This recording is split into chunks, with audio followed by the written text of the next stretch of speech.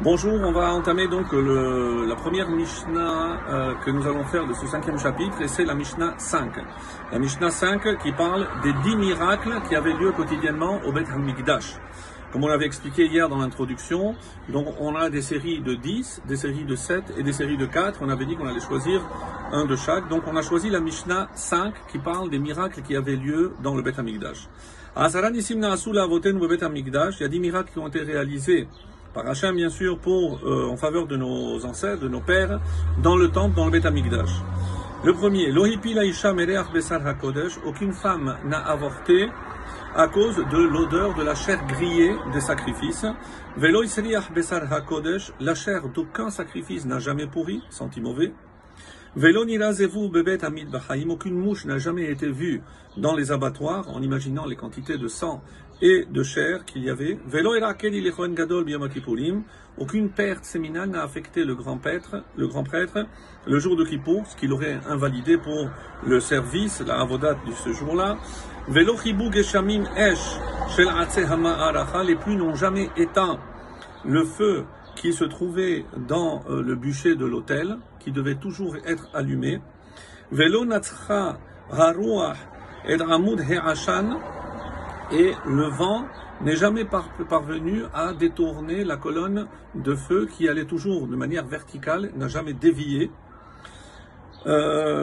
Ensuite, velo nimtza pesul ba'omer u bishte halechem u belechem hapanim, aucun défaut qui aurait disqualifié justement donc le Homer, l'offrande de Homer, shte halechem, les deux pains qui étaient offerts à Shavuot, ou lechem hapanim et le pain de proposition.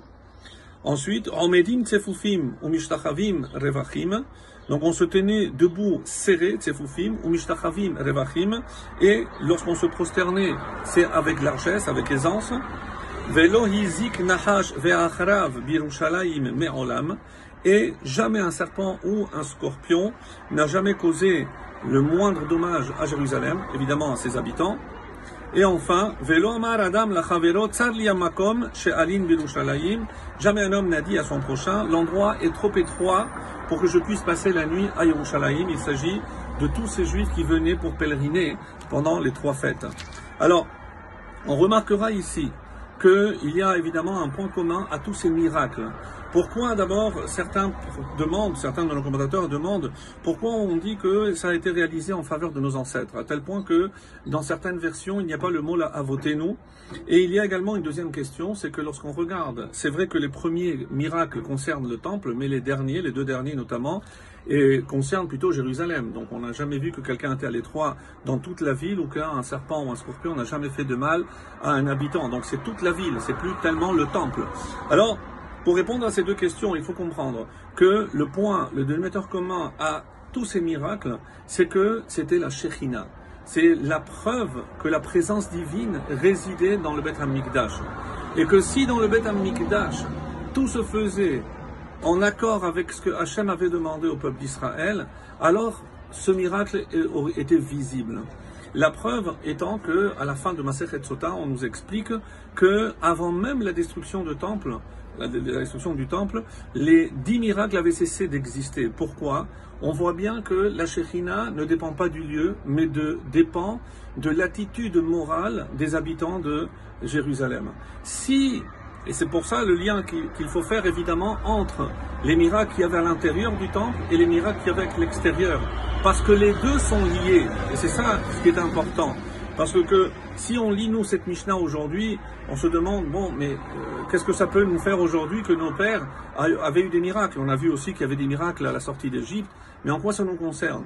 Il faut comprendre, mes amis, que c'est pas lié au lieu, c'est lié à la personne. Si nous, on est méritant, alors on peut voir, on peut sentir la Shekhinah, on peut sentir la présence divine. Et c'est pour ça, par exemple, pour les pains ou le Homer, tout devait être préparé la veille. Donc si jamais il y avait eu un élément qui aurait disqualifié, on n'aurait pas pu offrir l'offrande du Homer, ni les pains pour la fête de Shavuot, ni les pains de proposition qui étaient, comme vous le savez, cuits la veille de Shabbat. Curieusement, pendant Shabbat, il ne pouvait pas être cuit. Et donc, si jamais il y avait un défaut pendant le vendredi, eh ben, c'était trop tard pour pouvoir les cuire le lendemain. Donc, et le miracle, comme on l'avait rappelé, c'est qu'ils étaient posés avant l'entrée de Shabbat et jusqu'une semaine après, ils restaient intacts.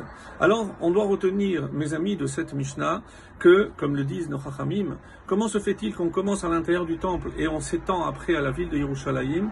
Parce que c'est un prélude des temps messianiques. En effet, on nous dit que pour les temps messianiques, ces miracles, lorsque le temple reviendra à Yerushalayim et qu'il y aura des miracles, on nous dit qu'il y en avait d'autres. Il n'y avait pas de guerre, il n'y avait pas d'incendie. Certains rajoutent d'autres miracles dans la ville. Mais ceci pour nous faire comprendre que si on a le mérite, et c'est ce qu'on espère évidemment, Be'ezrat Hashem, c'est que non seulement à Yerushalayim il y aura ces miracles, mais dans tout Israël et dans le monde entier. Et c'est peut-être ça un signe précurseur de la venue du Mashiach, des temps messianiques, c'est que tout ce dont on va, nous, le peuple juif, profiter, on fera profiter toute l'humanité. Qu'on soit zoché, qu'on soit méritant de voir ces miracles de nos jours. Amen. Excellente journée à tous.